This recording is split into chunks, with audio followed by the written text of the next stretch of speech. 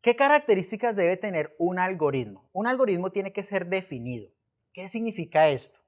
Significa que un algoritmo, si yo lo ejecuto una vez, tiene que devolverme un dato, y si lo ejecuto por segunda vez, siempre y cuando le envíe los mismos datos de entrada, me tiene que devolver los mismos datos de salida siempre.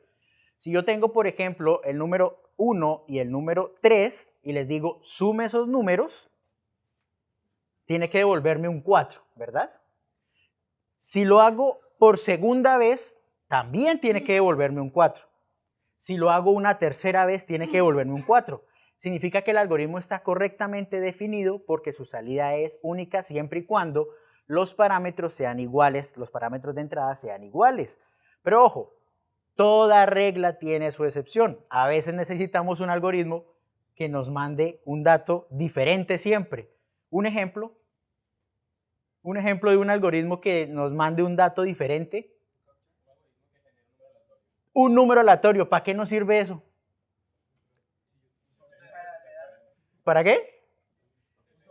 Para un sorteo. Entonces miren que toda regla tiene su excepción. Yo cuando hago un algoritmo quiero que sea definido porque siempre que yo le envíe los mismos parámetros de entrada me tiene que dar los mismos parámetros de salida, pero hay algunas excepciones, como por ejemplo un algoritmo que nunca me dé el mismo número porque quiero sortear algo, ¿vale? Eso es lo primero. Lo segundo es que tiene que ser preciso. No le puedo decir, oye, súmeme 1 más 1 y me vuelva un 3. No, tiene que ser preciso, tiene que hacer lo que se le pidió y hacerlo bien hecho. Tiene que ser legible, es decir, que cualquier persona pueda ver el algoritmo y decir, ah, ok, este algoritmo está tomando dos números de entrada y está generando un número de salida.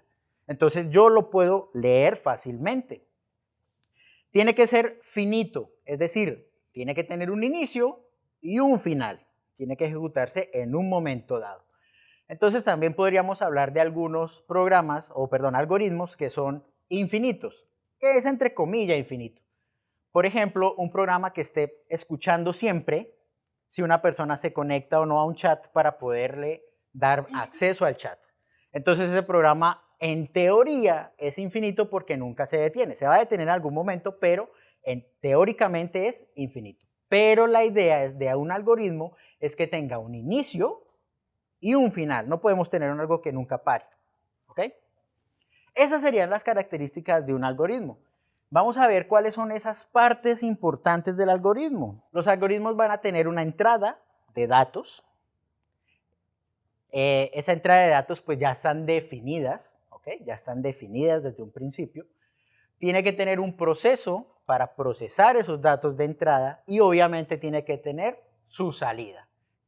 ¿Cuál fue el resultado del proceso que ejecuté sobre los datos de entrada?